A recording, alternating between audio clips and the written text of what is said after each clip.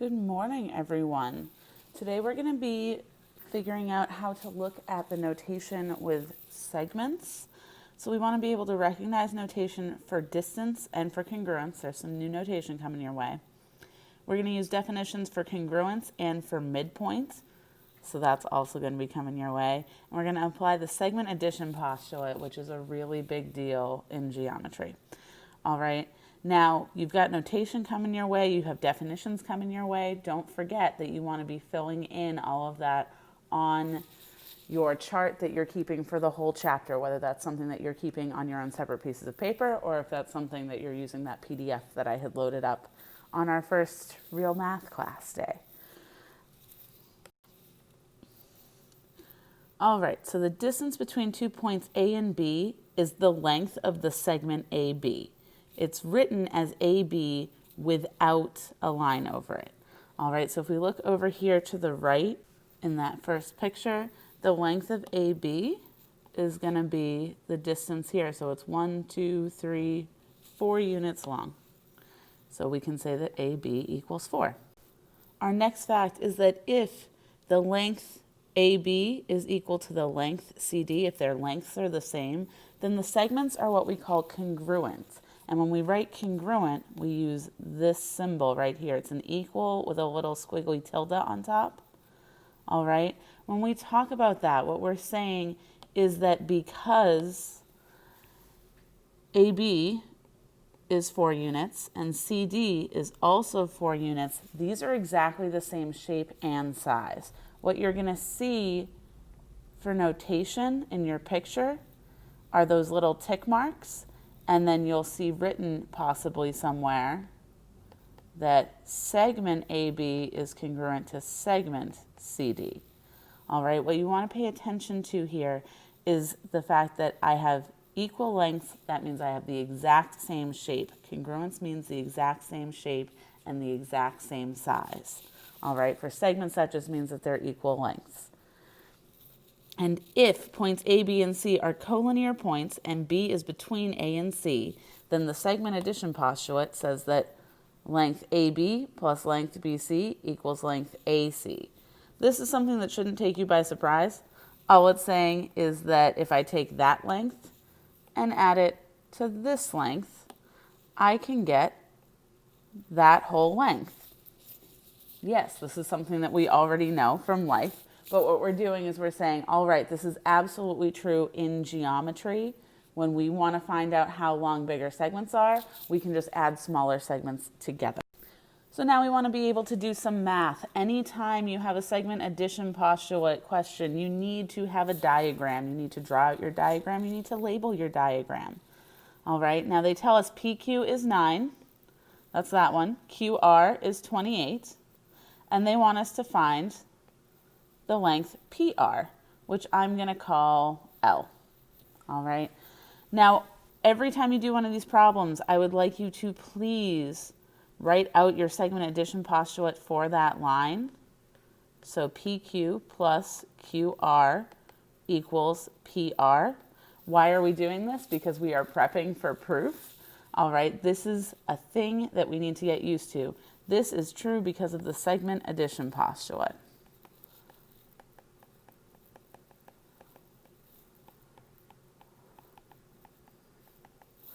And then we are plugging in, instead of PQ, we can use 9.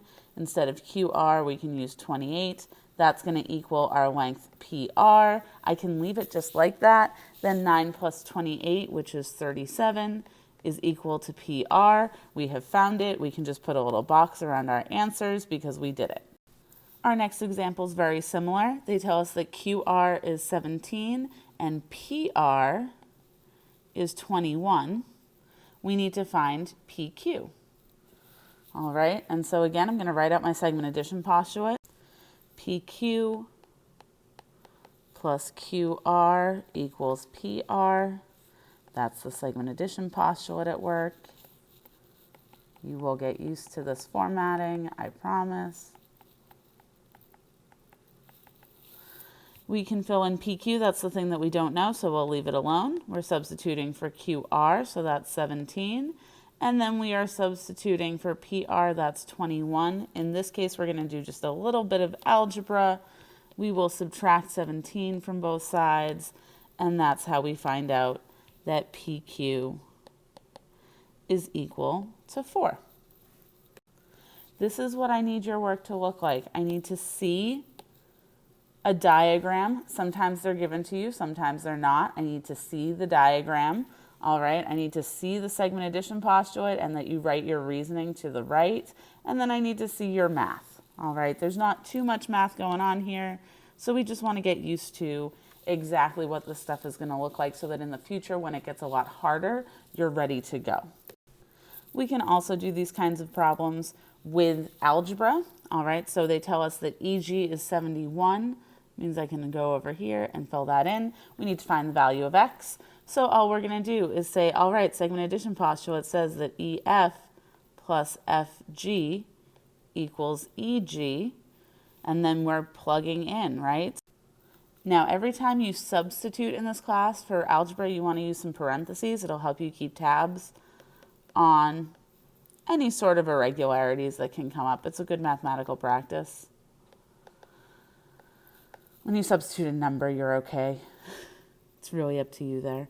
In this case, we're going to combine our like terms. So we've got 8x and 5x, which is 13x minus 17 minus 3 is minus 20 equals 71.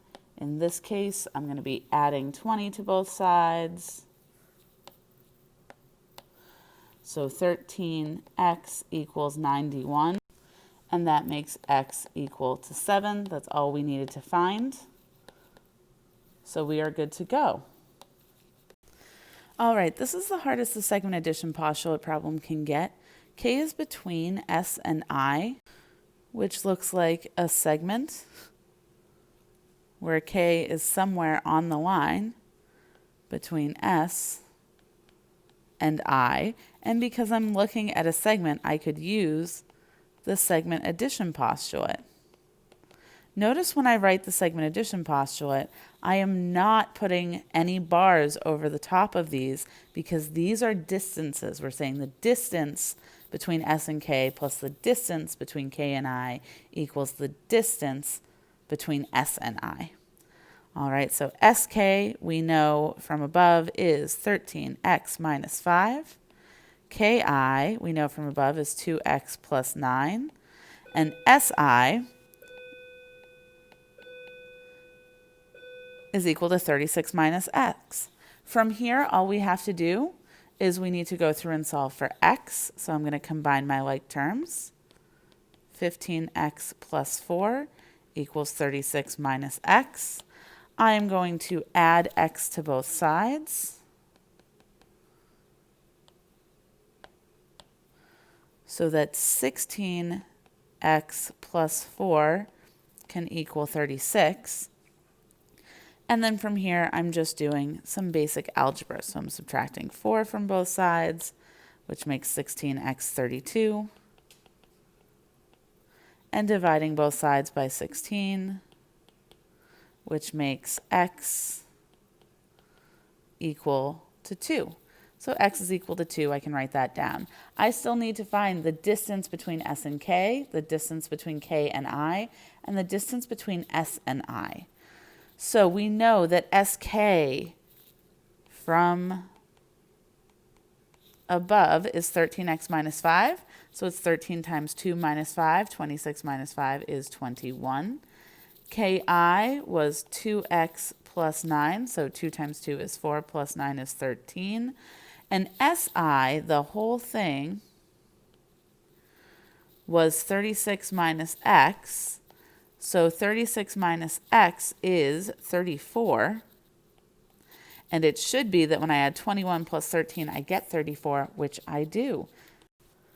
All right, so now we have to talk about midpoints. The midpoint of a segment is exactly what you think it's going to be.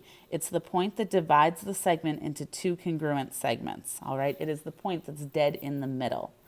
Now, a line, ray, or segment that intersects a segment at its midpoint is said to bisect the segment. If anything goes through the midpoint, and splits that segment in half, it bisects the segment. All right, bisects is just a word for splits in half.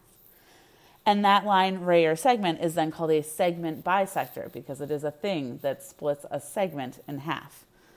All right, angle bisectors are similar. They split angles in half. So in our diagram below, we see we have segment AC here.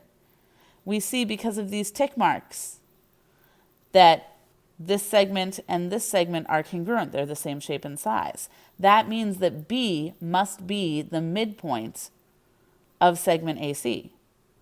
All right, that also means since this line L goes through point B, that line L is a segment bisector for AC. So when we're working with midpoints, if H is the midpoint of segment GI, we need to find GH. We need to find the length between G and H. All right, so if H is the midpoint of GI, that means that both sides of H are the same. So I'm going to mark them with little congruence tick marks.